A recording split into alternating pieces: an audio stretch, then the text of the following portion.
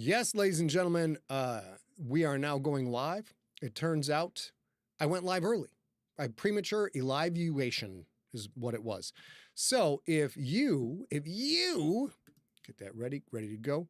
If you are watching this after the fact and you don't want to hear me chit chat with the people who are there for the live show, you know what to do. You can just go to 00:00 and you will get right to the story, or pretty damn close to it. We do the best we can every time to get you right. I know time is money. I know you're thinking, you're like, I can't wait for this guy to jibber jab all over the place. I want to get to the goddamn story already.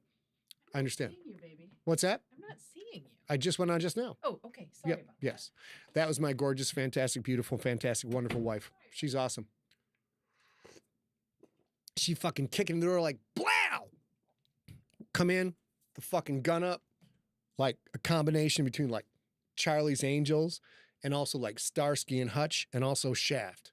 Come in, lean in, say a one-liner like, I couldn't hear you on the cast, so I had to come check on you. That's my wife. That's my wife. And she does know how to operate a firearm, bitches. 100%. Better shot than I am. It's just the way it goes. All right. Who we got now? Hi again, Scott. Martin. Nil Shoto, how you doing, man? Am I pronouncing that right? Nil Shoto. Brian Leach. Brian, goddammit. No, this is the real show. This is the real show. Actually, I don't know who's on. I went half an hour early because apparently I'm doing the time warp and I had no fucking idea what time it was for some. Thank you, Rob Otto. Premature podulation. Premature podulation can happen to everyone. John Bivens, he pre-scotted in his pants early. I scooted in my pants early, you guys. And now here I am with an empty goddamn scotch before I go on the show. It's so unfair. Richard Bennett, how you doing? Hello, everybody. All right, so we've got a really good episode for you. It'll be interesting to hear Rob's reaction to this episode because Rob went through the whole episode. Okay, so let me explain. So wrote the episode, A reviewed it, Rob reviewed it, and Rob comes back and goes, hey, man. He goes, hey, man, this one thing ain't adding up. And I'm like, I look at him like, you're right, that shit don't add up. So I have spent the last 4 hours changing roughly about 5 minutes of story to make sure it all lines up for all y'all. And Rob has never heard it. And A has never heard this new version of things. Hey, Christine, how you doing? So Scott Aiken, oh my goodness, thank you, darling. Gosh, my wife's the shit, y'all. So I forgot what I was saying. One look at my wife and I lose all of the word ability, which for someone like me is a big deal because all I really got going on is words and this big bald pretty dome. That's all I got. Steve Rickyberg, what's going on? Edward Rocco, how are you, sir? John Bivens back again. John, here's to you, sir. John always comes in a little bit of a toast. Steve Rickyberg says the A is for Scotch. Even I can't make that joke work. Rob can probably make it work. Rob is fucking funnier than I am, you guys. Which is why I once said to Rob Otto, hey, you want to make $50 the hard way? Which then turned into all of this sleigh business that we have concocted for all y'all. All right. People coming on YouTube. Who's on Twitch? Twitchers, let's go. Give me a little shout out, Twitch. Let me get you dialed in right now. I'll tickle you. I'll tickle your Twitch. I will tickle your Twitch. See, now probably, again, I say it again. Hey, Dr. Bro, how you doing? If I didn't actually tell you what I'm typing, it might be funnier. I can't say for sure. Once again, if you're here after the fact and you're watching the recorded version, you can skip to 00:00. We'll get right into the story. It is going to be good. Dr. Danny Baker PhD says, Rob is funnier than 99% of humanity. That is a fact. Rob is a fucking funny dude, y'all. He definitely is. Nothing I can do about it. And me being the completely unnecessarily, hopelessly competitive person I am, it pisses me off that Rob is funnier than me. I'm not going to lie. It makes me fucking angry. I should be the funny one, but Rob is the funny one. Dennis, how you doing, man? Cobalt says, you seem like a teenager in love lately. It's nice. It is fucking awesome. I love it. I tell you what, A and I, this is a story for another day, but A and I have worked a shit ton on our marriage, our relationship, on our business, and all the other things. And you know what, ladies and gentlemen? Sometimes hard work pays off. Looks like we got a little bit of camera skipping going on. I don't know how to solve that at the moment, but I will work on that. But if you see camera skipping or lag, just put it in the chat. A's watching this. We're trying to make this computer do a lot of different things right now. And it's kind of in when you do that, sometimes your preferences get a little skewed. It gets a little crazy, Also, when I said I will tickle your Twitch, I misspelled Twitch. What I'm not good at is funny and also grammar, spelling, and math. Not good at those things. Actually, you know what? I got 3 minutes. I'm going to try and solve this problem on the fly. See if I can fix this right now. Right now. Can't see anything there.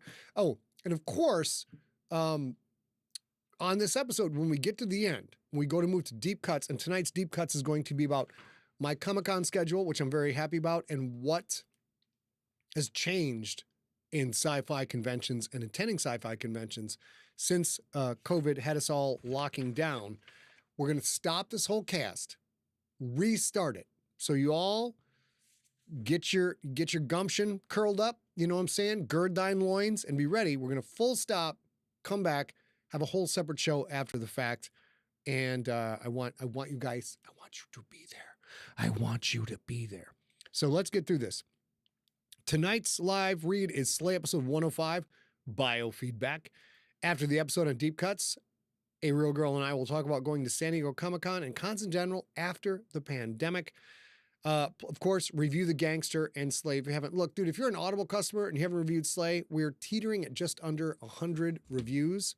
Help a brother out because fucking Earthcore's at like 12,000 reviews. It's a very different experience for me as a creator. And of course, reviews on Audible, Amazon, on Goodreads, on bn.com.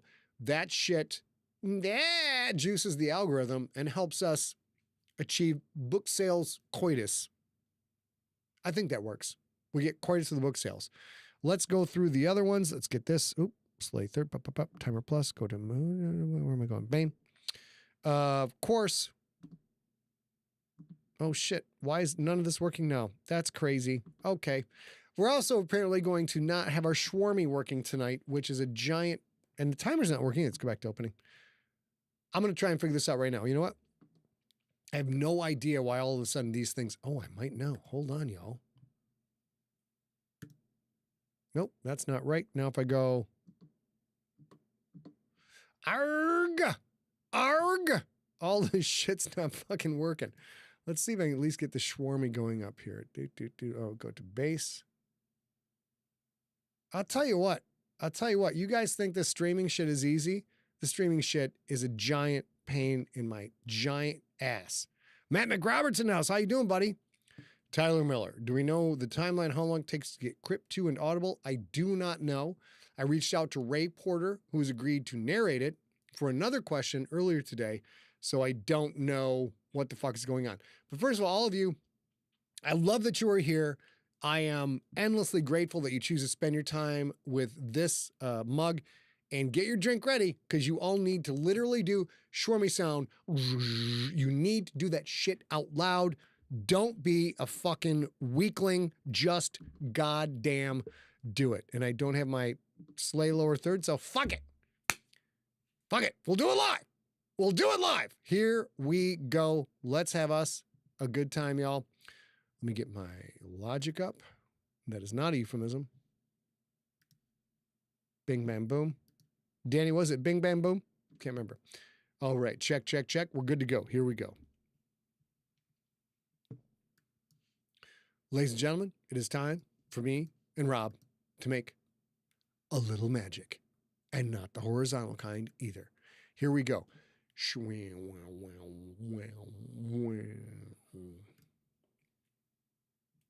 Previously on Slay. In the last episode, Linc and the gang took the express elevator to hell, going down. They are descending into Callista's underground lair, deep beneath the Alnwick Castle. Now, They face the first of 6 obstacles that must be overcome if they are to capture a piece of Callista's soul, and a whole hell of a lot of gold in the process. Linc, Billy, Dante, Cray-Cray Bray, Faceless, who is the spitting image of Callista herself, and the cursed armor, controlled by Magda, are about to get a lesson in botany they won't soon forget.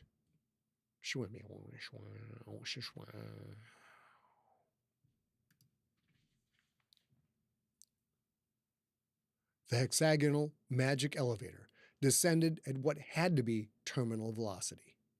6 walls of dirt, then of packed earth, then of packed earth with rocks sliced flat like a cut loaf of bread, then of solid stone. How far down were they? A few feet, and the descent was an illusion. A few miles, and they should already be cooking from geothermal heat. More of the wibbly-wobbly physics crap made possible by magic. You can't science this stuff, B.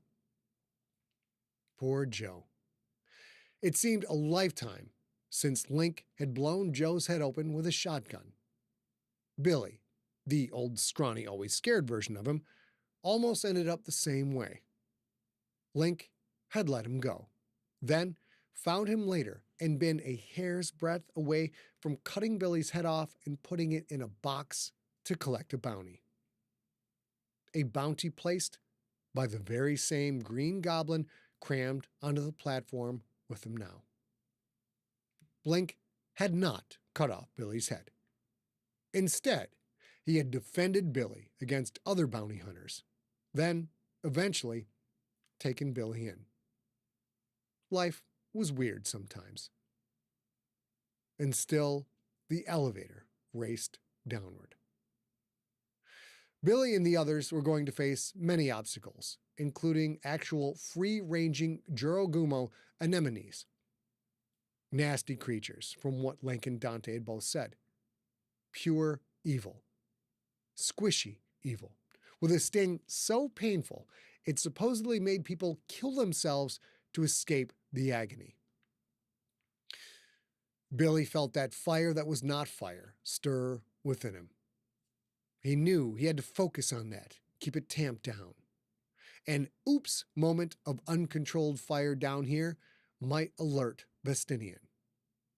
Even worse, if the rest of the mission involved tight confines like these, a big enough oops could burn his friends to cinders. He saw the filament around him, writhing gray in Lincoln's cloak, pale yellow energy in Cray-Cray Bray, pastel pink shimmering on Faceless/Callista's pale skin, a kind of shimmering silver within the tar black of Magda's cursed armor. Dante had none visible, but the paper-covered handle of his knife all but danced with a lime green sepulchral... He told me to watch that pronunciation. Sepulchral energy, and the bullets inside his pistol shimmered a faint amber. Cray-Cray Bray said, "Time for the medicine!" She pulled a small gourd from her bag. An actual gourd. A dried, hollowed-out thing with liquid sloshing around inside and a cork plugging the top. "The medicine," Billy said. "And that does what exactly?" Cray pulled the cork with an audible pop. "Can see things no one else can see," she said. "Do things no one else can do." Through the gourd's husk, Billy now saw the magic swirling within. Concentrated stuff. That was a scam caller. Concentrated stuff, whatever it was. Looking at it brought forth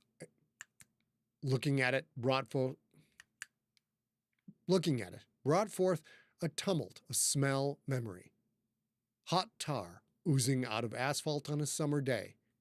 A mildewy old towel. Grape juice gone bad. "Real things?" he asked. Cray put the gourd to her lips, tilted it up, and took a stiff drink. She lowered it. A green smear lined her bottom lip. She wiped it away with the back of her hand. As real as the sting of an anemone, she said. Billy watched the fluid slide down her throat, glowing orange with hints of ruby red, visibly different from her own whirling, pale yellow, naturalist filament. Cray-Cray-san, darling, Faceless Callista said. Were there psychedelic mushrooms in that drink? The pale Cray looked sheepish. Yeah, afraid so. Faceless Callista shook her head, making her auburn locks sway just so. You must confess that at the next meeting, she said. Such a shame. Meeting? Were these guys in AA or something? Dante reached out a hand to Cray. May I have shot? Heh! Cray gave him the gourd. Dante, Lincoln said, do you even know what's in that? The goblin knocked back a huge shot. He winced, and with some effort, swallowed. Niet. His eyes squinted shut. Perhaps I should have asked first.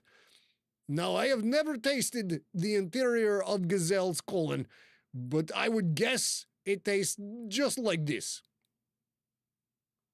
He handed the gourd back to Cray, then reached into his red Adidas tracksuit and pulled out a silver flask.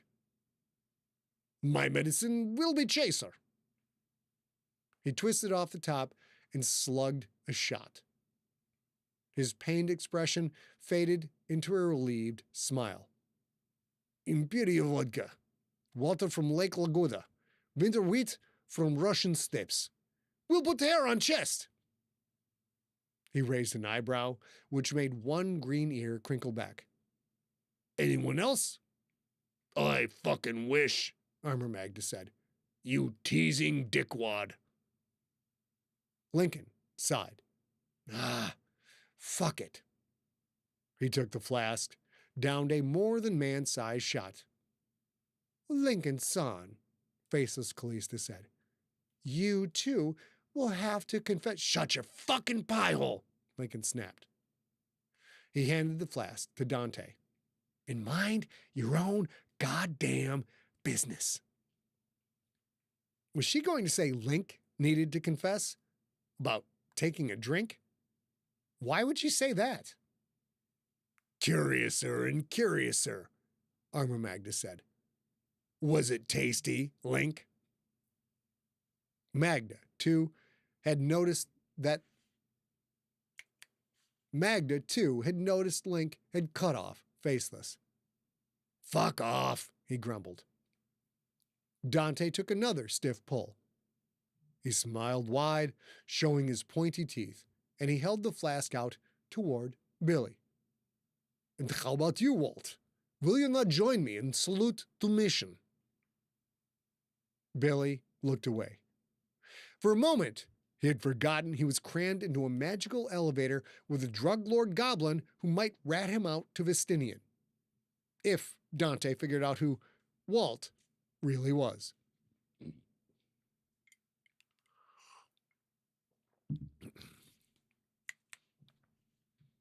Thanks, Billy said. I'm good, Billy said. But thanks. Dante shrugged. He screwed the cap back on the flask, put the flask back in his track coat. The elevator slowed, inertia pushing up through Billy's feet. Almost there, Dante said. Remember what Inside Man told me. Ironbane vines eat metal, especially magic metal, so do not try to cut them with weapons. And they will slice you to pieces whether you are armed or not. As we are here with Mistress Calista, they should be blessed. But be careful. Ironbane is dangerous. It will attack if provoked. Linc shifted his stance.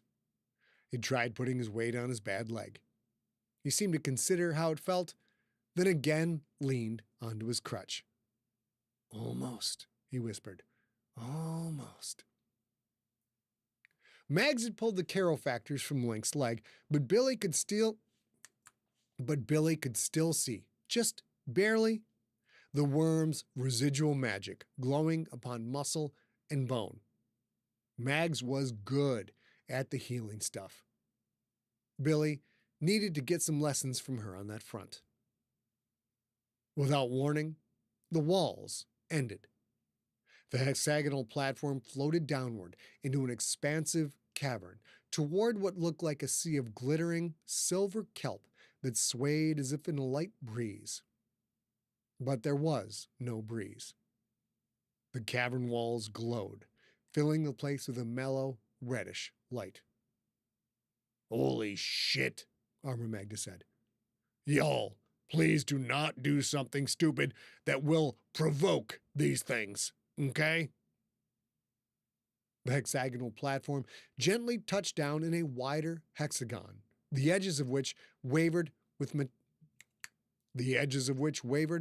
metal plants, like 10-foot-tall sunflowers formed from discarded steel. The flowery heads, if that's what they could be called, grinned with dagger-filled mouths. Razor claws all along their stems and branches. The plant's subtle, side-to-side undulations sounded like an army of ghosts rattling an arsenal of iron chains. Everyone fell quiet. Billy had heard the phrase, "One wrong move gets you killed," before, but it had never been as applicable as this moment. Blazing hells, Linc said. I feel like I've been dropped into a Cuisinart. Dante thought the ironbane vines might part for Faceless / Callista, but he wasn't sure. If they didn't, everyone would wind up being ground garbage washed down the metaphorical drain. Bray, Dante said. You are up. Cray-Cray Bray, the bioarcanist, stepped off the platform, adjusted her hemp bag with a shrug as she did. No problem. Ferrocanthus caliglorii. That's the easy part. It's the alarm mushrooms. Mycetus vigilans banshee. That will be hard. The gourd's orange and ruby red fluid filament had spread. Billy saw it coursing through her veins and arteries, even saw it whipping around in her brain like a million microscopic hamsters made out of pure energy. She pressed her palms together, started breathing rapidly, as if hyperventilating on command. Her rubber-banded purple hair tufts trembled with the effort. Vita kulub thiniva neotria hasokia kita, she said. Dia coristati ina delatomen. Was that Greek? Billy knew Theophrastus was one of the first people to study plants as a science. The father of botany, some called him. Had he been a meshworker? That ruby-orange glow erupted from Cray-Cray, spread out in rippling circles. The ironbane vines stiffened, then wavered, then wilted, their stems bending, their heavy heads and steel mouths drooping down. The metal plants sagged in all directions, an endless tangle of stilled death. All directions except one. Along a straight line, they bent left or right, away from a path of cut stones leading to a previously unseen tunnel in the cavern wall.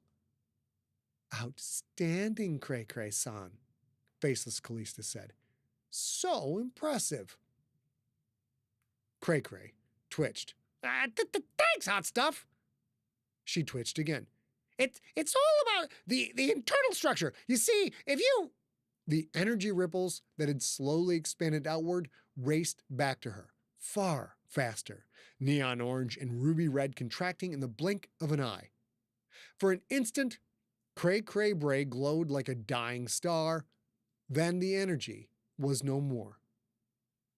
She collapsed. Faceless Callista rushed to her, knelt at her side. "Uh-oh," Linc said. "That is not good." Billy went to Cray as well. "Walt, check her pulse," Armor Magda said. Billy did so, pressing his fingertips against her wrist. "It's weak but steady," he said.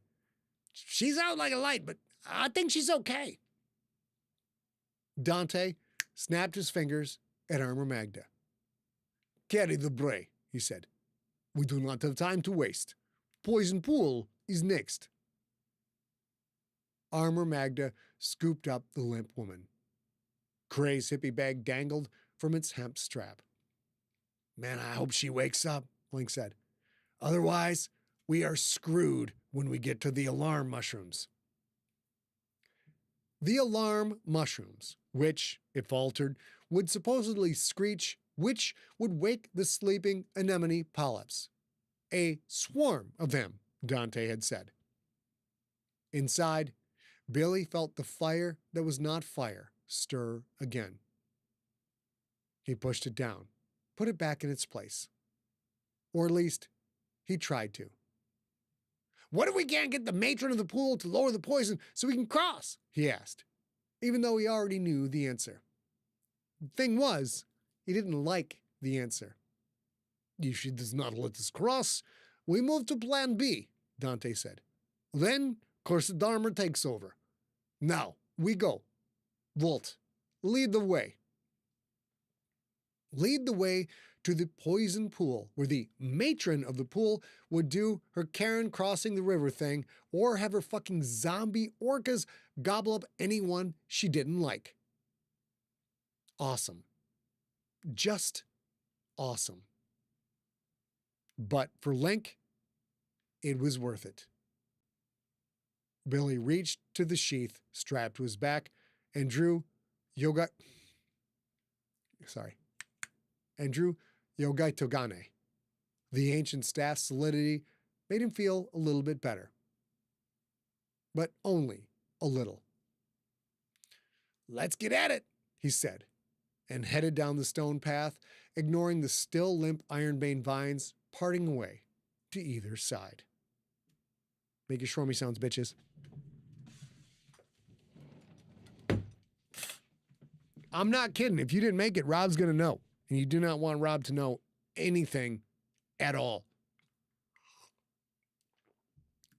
Babe, make a note, will you? I got to figure out what the fuck's going on with my shormy sound. Okay, here we go.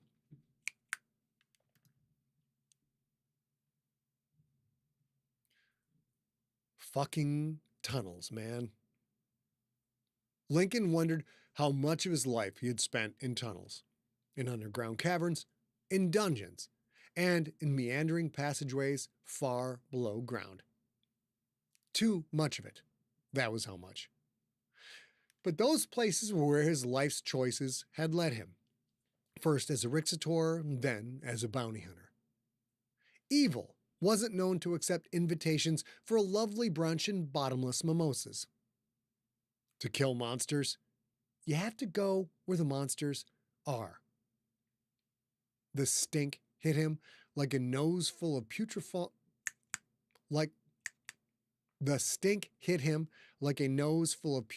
flowers and chlorine. "Dante," he said, "is that the poison I smell?" "Nah, although I do not know what substance is." "I know," Billy said. "I read up on it." Lincoln sighed. The kid sounded stressed. When the kid got stressed, he ran at the mouth. Explosive verbal diarrhea that did not stop.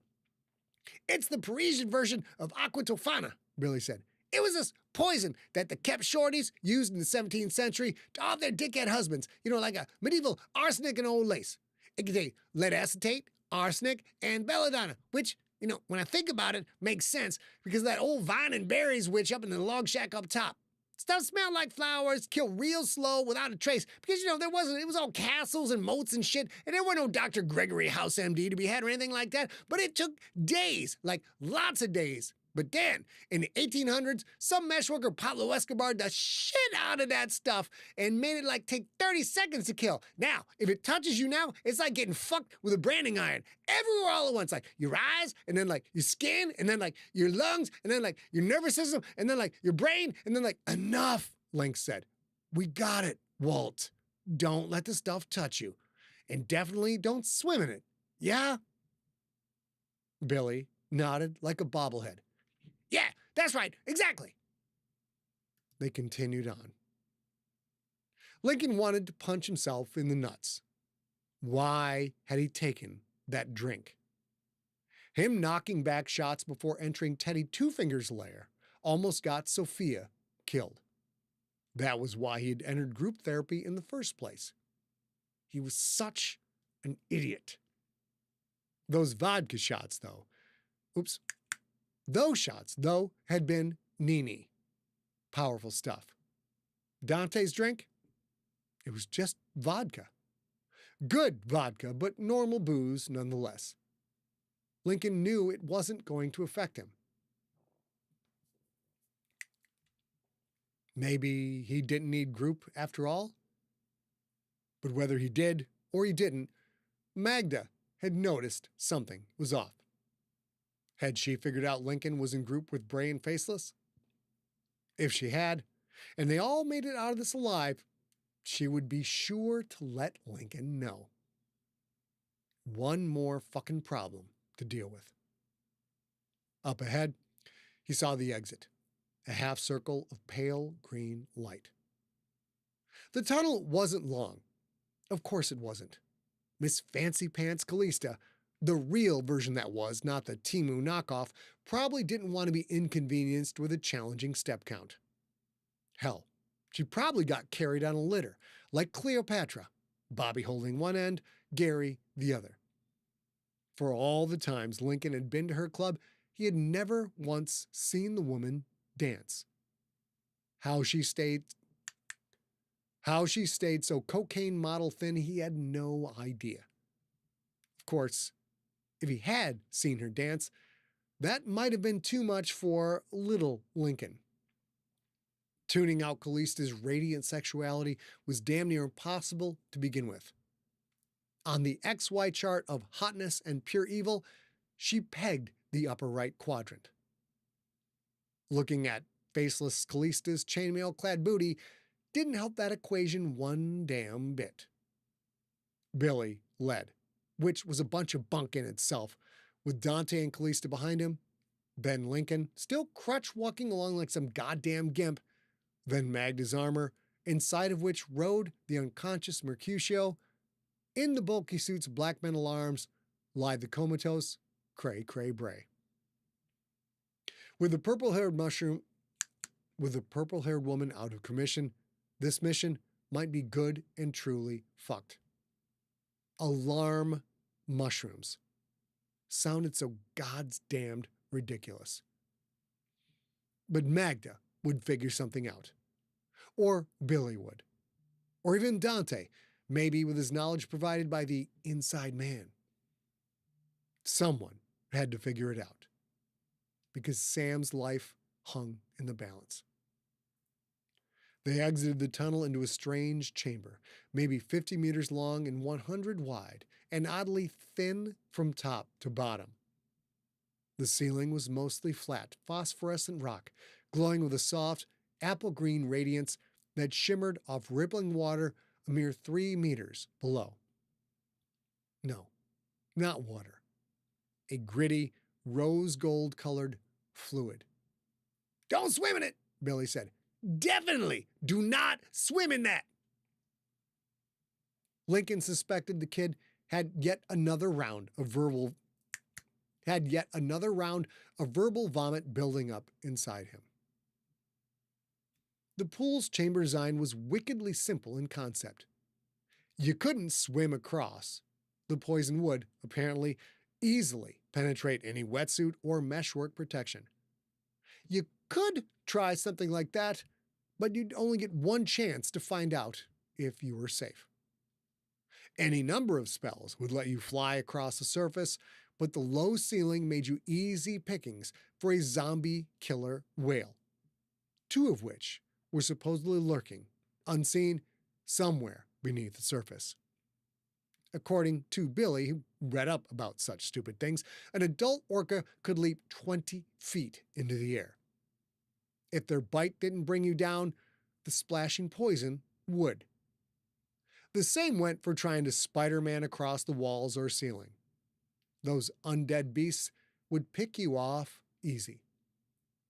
The poison pool wasn't exactly an impossible obstacle, but it definitely offered zero margin of error. The stone path that led out of the tunnel, some 10 feet wide, continued on, gradually angling down into the poison like a boat ramp. As for how far that path went, Lincoln couldn't tell, because visibility below the surface was a few inches at best. At the chamber's far side, it looked like the path sloped up again, continuing on through a dark semicircle in the rock face. To the right of that opening was an ornate bronze lever, longer than Lincoln was tall. To the left of that opening sat a tiny, ratty hut made of mildew-dotted reeds. From that hut slivered an ash-green naga, half-giant snake, half-scale-covered woman, probably 15 feet long from head to curl-tailed tip. A pair of scimitars and scabbards hung at her sides. A pair of scimitars and scabbards dangled at her sides. Gold necklaces of thick emeralds and delicate rubies hung from her neck. And was that a coach's whistle hanging there as well? Her dark amber snake eyes, even from this distance, silently warned, "Do not fuck with me." The matron of the pool, no doubt.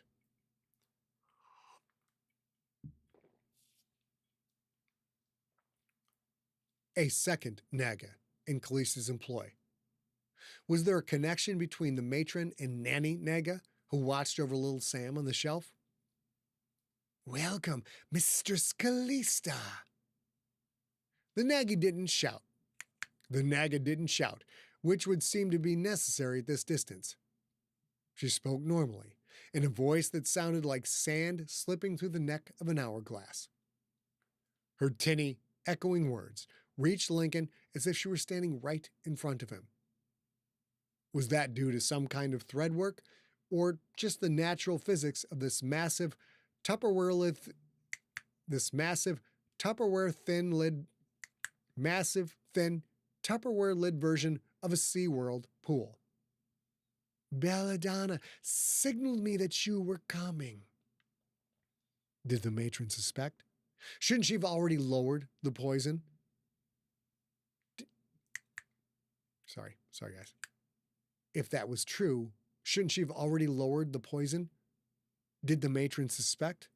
Had Belladonna told her something wasn't right? Dante glanced up at Faceless Callista. He nodded. The shape-shifting Noparabow had yet to break character. She squared her shoulders, tilted her chin up, and spoke with the intensity of a cracking whip. "Why am I standing here, waiting like some common servant? I have things to do, matron." The big snake woman flinched. "My apologies, mistress." She started toward the lever, thick tail undulating across the floor. Then she stopped. "Mistress, that woman your guardian carries, is she unwell?" Lincoln glanced back to Armor Magda and the limp Cray-Cray Bray she held. "Narcolepsy," Armor Magda blurted out. "Chronic case, incurable. Bitch drops off all the time." In the pool, a pair of dorsal fins rose up from the rose gold surface. Black skin, mothballed, with rot reflecting the phosphorescent light above. The fins were ramrod straight, not the sadly down-curved affairs orcas kept not the sadly down-curved affairs of orcas kept in captivity for years and years. A chilling sight. "Oh boy," Billy whispered, his words little more than rattling breaths. "Oh boy, oh boy, oh boy." Those festering fins, so tall. Lincoln tried to guess the size of the two orcas, but the only description that came to mind was really fucking big. The matron of the pool slithered to the brass lever. She pulled on it, using her body weight to help drag it downward. With the rumble of huge, hidden gears turning, the lever lowered. Lincoln heard hundreds of gallons of water flowing into an unseen drain. Except, of course, it wasn't water. The pool's glimmering surface lowered slowly, almost imperceptibly at first, sliding down the sheer walls, gradually exposing the sloping path on both sides. Bit by bit, the thin, stone fingers of the path slowly reached out toward each other, poison beating up and rolling off the stone. Lincoln shifted his stance, tested his bad leg. A surge of bright pain shot up and down his thigh, but it was far less than before. He wouldn't be 100% for another day or two. But if push came to shove, and he was careful about his footing, he might be able to do some damage. "Largest great white ever found was 20 feet long and weighed 2,600 pounds, Billy said in a rush. "Bruce, the shark from Jaws, he was 25 feet long and weighed 3 tons. Largest orca, though? Here's the thing, let me explain. The world record killer whale was 32 feet long and weighed 22,000 pounds. That's like 7 times what Bruce weighed. Biggest killer whales could eat the biggest great whites for lunch and shit out Mrs. Paul's breaded fish sticks. And then there's this whole warm-blooded versus cold-blooded thing, although I don't know if the undead have warm blood, and I'm pretty sure I don't want to know, because that's a whole debate about zombies. Because that's a whole debate about if zombies have metabolic activity and thermogenesis, and are zombies endothermic or not, and like maybe the fast runners are, like in 28 days later, but who knows with the slowpokes, Day of the Dead motherfuckers. And enough, Faceless Callista snapped. Cease your yapping. Billy's head bobbled again. Yes, mistress, he said. Shut the fuck up, right now. The pool's surface lowered further, more of the path becoming exposed on both sides, until those two reaching stone tendrils touched and became one concave, 10-foot wide ribbon connecting the near and far end. The draining sound tapered off, then stopped. In the center of the pool, an orca shot out of the rose gold fluid and slid to a stop atop the stone path. Poison cascaded down its rotting black and white skin, beaded up in the stone, and dolloped back into the pool. No, not white skin. The sickly, milk yellow hide was more the color of fading, battered old parchment. Massive wasn't the word for the beast. 10 tons, easy. At least 7 feet from its underside to the base of its dorsal fin, which reached up another 6 feet. A burst of rose gold mist sprouted out of its blowhole.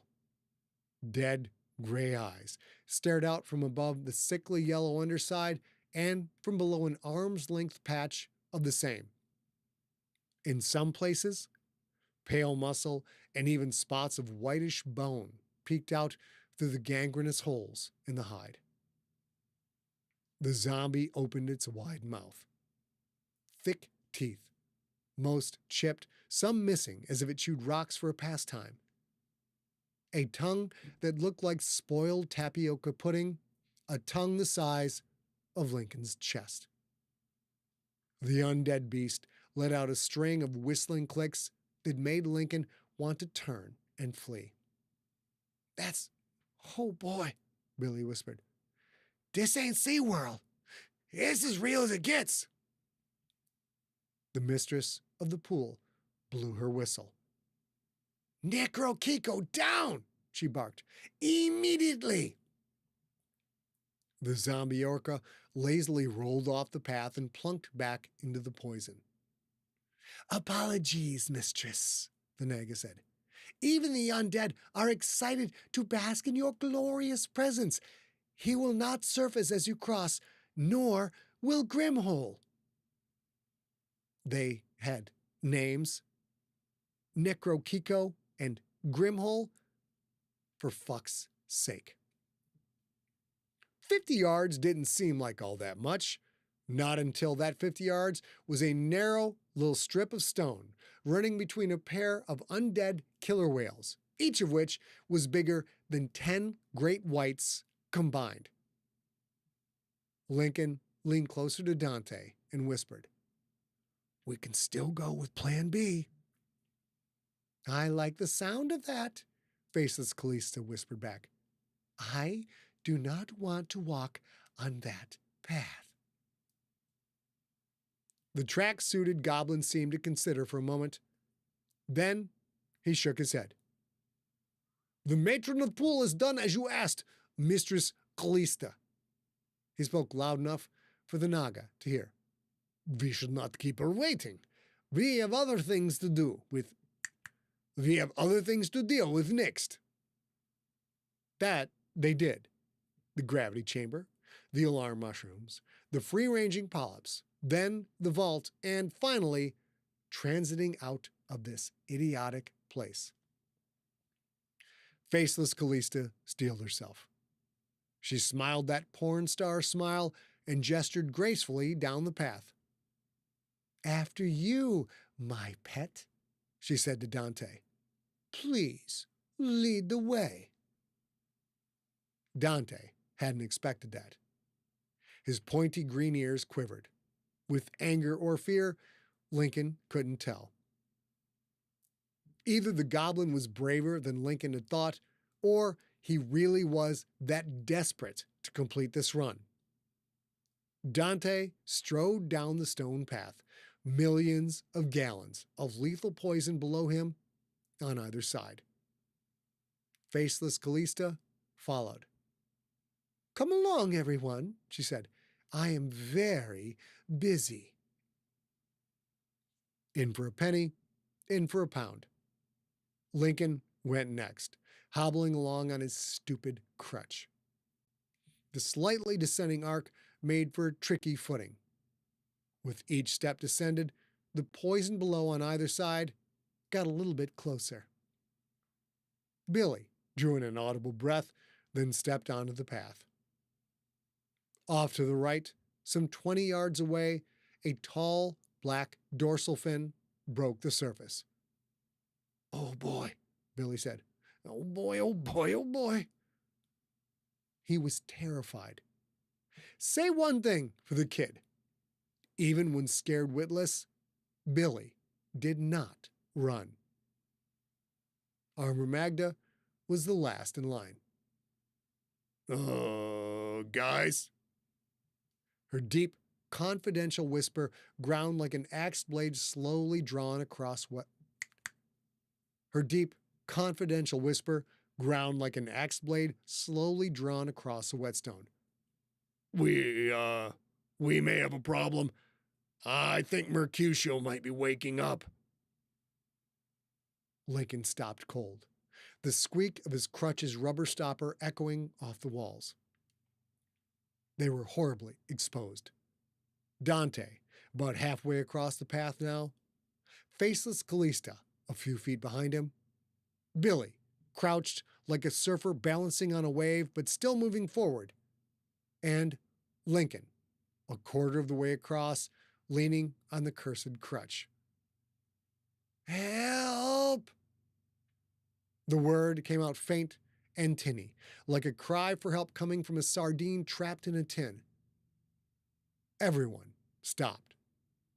Everyone looked back. The next cry was not faint. Not faint at all. "Help me!" Mercutio shouted, his bellow raging from Magda's armor and bouncing off the chamber walls like a hammered gong. "Matron, that's not Mistress Callista! There was a brief moment as the slapping echo of his words faded, then no one moved. The Naga was the first to break the spell. She gripped the lever and she lifted. The heavy brass bar snapped upward and clicked home. Lincoln heard the sound of distant pumps whirring to life. Run! He yelled as he turned. Run! He yelled as he turned, Crutch sprinting up the stone path. Get back to our side! Behind him, her angry, hissing words sounding like she stood at his side, he heard the matron of the pool shout her command. Necro Nico! Grimhole! Attack!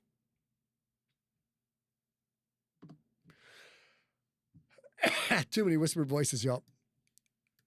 Boop. Save. Return. Boop. Boop. Boop. Boop. Got it done. Got it done. All right, y'all. Hopefully you like that. We're going to figure out what the fuck's going on in my graphics and my sound. It's always something. It's always something. Cobalt USA says, hello, Michael. We got zombie orcas with erect dorsal fins.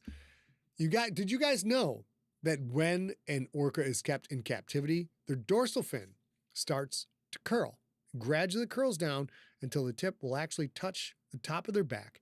They don't know why, other than nobody likes to fucking be in prison and be made to jump up and touch some, rubber ball to get some fish. It's a little bit shitty. They're considered one of the top 5 smartest animals on the planet, behind humans and dolphins, and maybe they're top 3. I don't fucking know.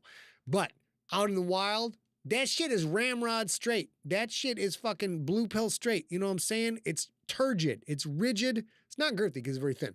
But that's the difference between a wild killer whale and a killer whale kept in captivity. But these bitches, these zombie bitches, rigid as can possibly be. Michael Moore says, do not tell the gnomes. Yeah, that is a good call. All right, so we'll find out if Rob liked it or not. I have no fucking idea because Rob did not hear the end of that. And A did not hear the end of that either. Now we'll go to Deep Cut 60, call that up. Baby girl, come on up. We'll hang out. Blue pill straight. That is. Why can I not remember the name of the fucking blue pill? What is it called? If you have an erection for more than 4 hours, call your doctor. You guys, can I say, I'm gonna throw this out there. I'm not a doctor. I'm fairly certain there are like 3 calls a doctor doesn't want to hear. Number 1, Dr. Otto, I'm so sorry your patient died overnight. Number 2, Dr. Otto, if you don't give me some money, I am going to put forth the pictures we took in the surgery room and everyone's going to leave you. And number 3, Doc, it's been 4 hours and I could cut diamonds with this sumbitch right now. You got to help me out. That's the 3 calls a doctor does not want to get. Orcas be talking all that food shit in the ocean. Orcas literally orcas and dolphins, both, will hunt great whites for fucking sport. Like, they will go after sharks and like, the dolphins will ram them in the gills and break their gills and watch them drown. And they go, man, and they'll laugh at that shit. And killer whales will kill them. They don't even eat them. They just kill them for sport because they're the biggest, tallest fin in the room. Oh, shit. Hold on, babe. I forgot to. Hold on, guys. Baby, I don't have your walk-in sound. I'm so sorry. That's okay. What's going on here? Boop, boop, boop. Yep, that should pop right up right there. Give me a second, you guys. I got to get the luscious Miss A's got to get dialed in here.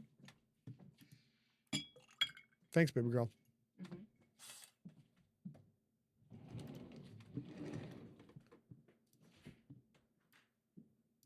Okay, everybody, we're going to get rolling right here. Rob says the FDA did not require them to put that on their ads. They decided to do that on their own because they thought, there was a selling point. None even posted the name. What is the original? I should know this because A literally worked on this drug. Baby, what am I talking about? Viagra. My what? Uh-oh. We got pauses. Gosh darn it. Let's go to main and see if that's okay. We're all right. And we'll go to... I'm not sure what you're talking about. I don't know what's going on with this. Hold on a second. I'm not sure what the F is going wrong, but something's going wrong. I can't switch cameras now. That's all right. We can go with the A cam.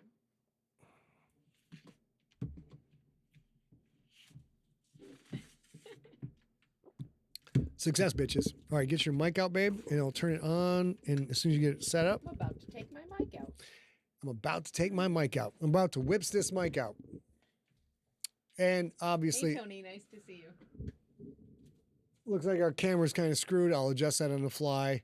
But the two-dimensional Scott and A is quite a look. Can you pull your microphone over, Sugar Plum? Although as far as it'll go. Is it stretching? You're good? You're good? I'm good. It's off. Oh, my headphones are off now. Okay, let's get your mic. Can you hear me, babe, or are your headphones off? I can hear you and I can hear me, both. You good? It sounds good to you? Yeah, it sounds good to me. Do you guys mind the mic in the shot? I don't mind the mic. Like they have a goddamn choice in the matter. They don't. It's zero. You have zero choices. You will watch with the mic in the screen. You will Out like there. it, and then it will show your papers. Actually, that was very funny a little while ago. Now it's not quite so funny These are for anymore. you. Thanks, baby. Okay. All right. Let's get the chat over here, sweets. Okay, everybody. Here's what's going to happen right now. First of all, post-story chat. I am a special guest at San Diego Comic-Con, the one that started all. I'm excited. I can't wait. Go tomorrow. Sunday, July 20th, Slay episode 104, Poison Garden, hit the feed.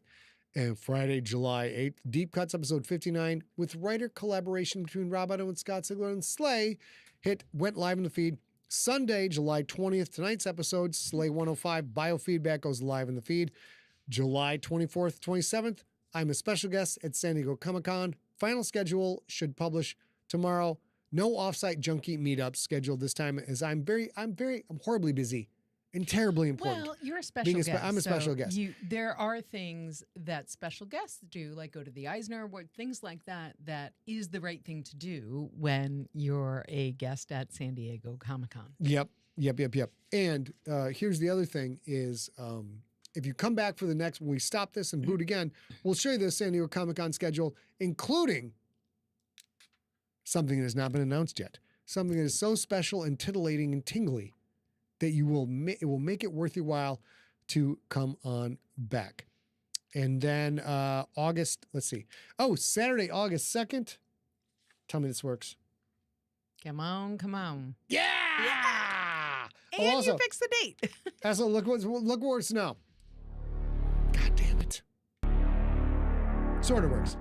D79 says he can't come on D79. August 2nd because he'll be busy reading Crypt Book 2. Yeah, well, probably not out by then.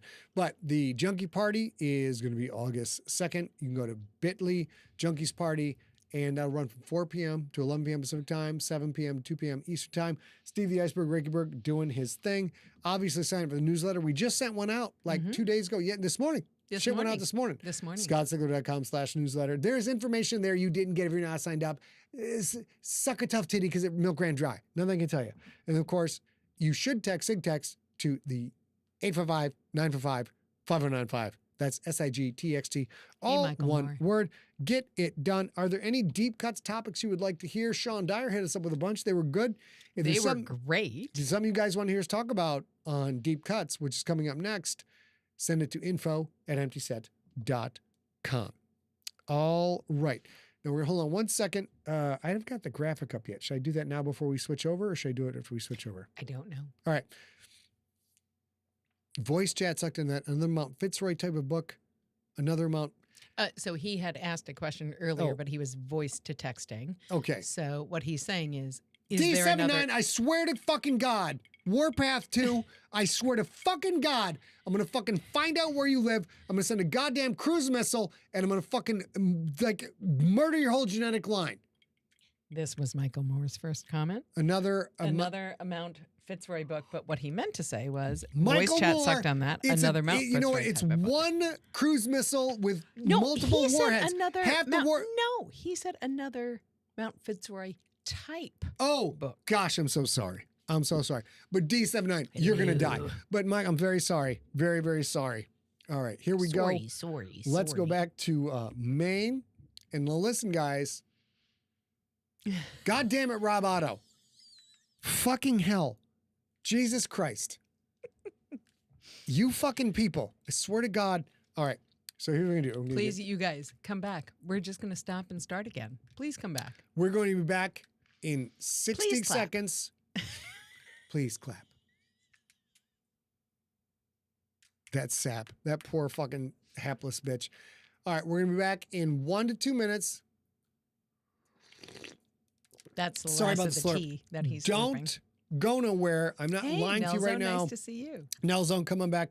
We'll be back in a couple of shakes of lamb's tail or 2 thwaps of an undead zombie orca's tail. And here we go. Off. Be right back. Don't go nowhere. You have 2 minutes to get a beverage. Good day.